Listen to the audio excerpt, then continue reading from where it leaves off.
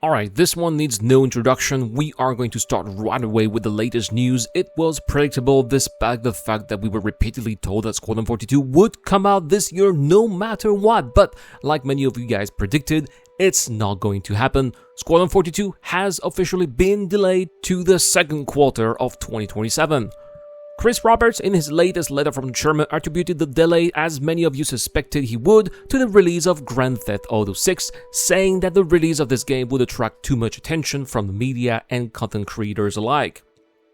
Now, as much as I hate to see Squadron 42 being delayed, and as much as I think Squadron 42 will not compete with GTA 6 anyway because they are two different genres on two different platforms, I can understand that CIG would like to get as much media coverage as possible. CIG has spent so much time and effort building Squadron 42, it's Chris Roberts' dream game, which he calls the spiritual successor to Wing Commander, and it's also CIG's chance to prove to the gaming community that they can release a finished product, something that they have not achieved to this date, and in order to maximize its coverage and reduce advertising costs, it is perfectly understandable that they would want to release Squadron 42 at a time when not all of the attention lies on a juggernaut like GTA 6. That being said, we've known for a while that GTA 6 would release in November around this year, yet CLG still repeated that they were still committed to releasing Squadron 42 this year, and then completely went radio silent about this. And this precisely highlights the issue that many people have had with CIG. Their communication has remained awkward at best, deceptive at worst. And yes, I am not afraid to use the term. If they knew that GTA 6 would release at the end of this year and therefore would not want to compete against GTA 6 in terms of media coverage and attention, then why not tell the community straight away? I think that CIG exposed themselves by waiting for the last minute to reveal the delay of Squadron 42 because it made them vulnerable to drama such as the ones that happened after the last livestream. If they had announced the delay of Squadron 42 by the time they had actually decided it, it would have made some headlines, but the conversation would have quickly shifted. Now they are making this announcement 3 weeks after the livestream, after media outlets and content creators talked about it for weeks, and it's sadly only going to continue the negative coverage of the overall project. So the next question is when? When should we expect the release of Squadron 42, the long-anticipated single-player campaign set in the Star Citizen universe? Well, in his letter, Chris said that the company are aiming for the second quarter of the year 2027. So, what does this mean exactly? We know that CIG have built some yearly events around Star Citizen, such as CitizenCon in October, the Intergalactic Aerospace Expo in November, which we learned was the targeted release date for Squadron 42, and the Invictus Fleet Launch Week, which takes place in May, precisely during the second quarter. We can therefore imagine that this is precisely when we should now expect the release of Squadron 42. And releasing Squadron 42 during Invictus Launch Week would actually make perfect sense. This event has always been a military-focused event, and Squadron 42 is all about you joining the military in the Star Citizen universe. This would absolutely feed the theme of the single-player campaign, and I can imagine CIG would want to capitalize on the event to boost the sales of Squadron 42 even further. Now, that being said, I still think that CIG could have done something this year to at least partially fulfill their promise to deliver Squadron 42, or at least part of it. We already know that there will be a private event held in Manchester this October. Chris Roberts even mentioned it in his letter, saying that a small number of original backers and longtime content creators have been invited to try the game. And no, that does not include me. Chris said that more plans will be revealed around that period regarding the release of the game, as well as a specific release date shortly afterwards, which hints at perhaps an announcement of the official release date during the IAE, which is the next big event that's happening in November.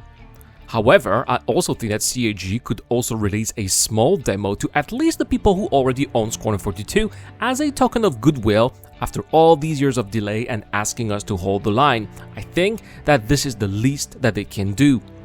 It doesn't have to be that much, maybe just a playable demo of what we've already seen at CitizenCon 2 years ago, that would be fine, but at least it would be something, and it would allow them to say that they did release at least part of Squadron 42 in 2026. I think that this would be an acceptable middle ground. Let me know in the comment section down below what you guys think about this idea. Okay, next, I would like to talk about some of the issues that Chris addressed in his letter, and I was surprised to see that Chris covered a lot of the concerns that have been raised on this channel lately, including topics such as how funding is distributed between Squadron 42 and Star Citizen, as well as the lack of acknowledgement from hitting the $1 billion milestone. I have to admit that I have been particularly tough these days, particularly due to an overall frustration caused by CIG's terrible communication and failed objectives, but I also believe that it is important to be as straightforward as possible. CIG might hate that, and that's probably why I have been blacklisted from the start of their partnership programs, but I am happy to see Chris acknowledge the issues we've raised and answer them, especially the concerns expressed in the video in which I explained why people perceive Star Citizen as a scam. So, in this letter, particularly at the end, Chris responded almost point by point to this video and starts with the way resources are allocated between Squadron 42 and Star Citizen. We learned that CIG tried to equally split development resources between Star Citizen and Squadron 42, but that now that the game is in its final stages ahead of release, now scheduled in Q2 2027, that split is now 55%-45% in favor of Squadron 42. I am personally glad that CIG and Chris give us these details. I think that it is important backers know exactly where their money is going, and that this detail in particular was overlooked and is not highlighted enough, especially when it comes to new people backing the project, thinking that they are backing Star Citizen, while actually 55% of that money is currently supporting the final stages of development of Squadron 42. And then, with a twist of humor, Chris wrapped it up with an acknowledgement of the $1 billion in backers funding. Finally! It's, of course, not much. It didn't even include an in-game reward, but at least a little thank you doesn't cost anything. Chris justified himself by saying that he thought he wouldn't need to do it because Star Citizen isn't about money, but then said that he changed his mind, acknowledging that nothing of what exists today would have been possible without the $1 billion we donated. I still think it is unfortunate that we've had to remind Chris and CIG about that fact for months, either on Spectrum or here on this channel. Two recent videos that I recently published reached a combined viewership of 87,000 views, or 126,000 views if I include the French channel. The video in which I express my feelings regarding the current situation around Star Citizen being the most viewed video ever on the channel, so thank you guys for watching and sharing these videos. I really think that we made a difference here, and it is all thanks to you. That being said, from the looks of it, it seems like CIG has finally realized that they have drifted apart from the community. The last Star Citizen Live, as disastrous as it was, might very well revitalize CIG's commitment to open development, a commitment which had seriously dwindled in recent times as the studio had almost stopped communicating, limited their broadcast and interaction to ship sell videos, patch reports, and bans on Spectrum. The last Inside CIG episode was, in my opinion, a good attempt to try to bring us back along for the ride. Chris's letter from the chairman was long overdue, and I hope there will be more of these later this year as more technology gets released, Squadron 52 will get more attention, and plans for next year regarding Star Citizen should be revealed as well. As always with CIG, time will tell, but the way I see it, it looks like CIG might finally try to shake things around and rebuild some sort of trust between the studio and the community, and as always, we will be there to report on their successes, but also on their wrongdoings, as we always have.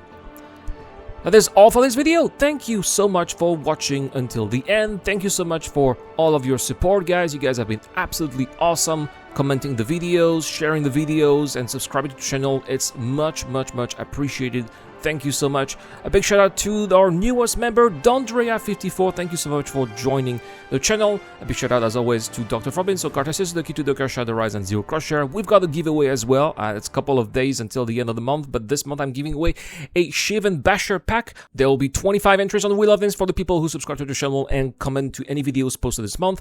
Automatic entries for Patreon and YouTube members. I've been the Eradicator. Thank you so much for watching. I'll see you guys in the next one.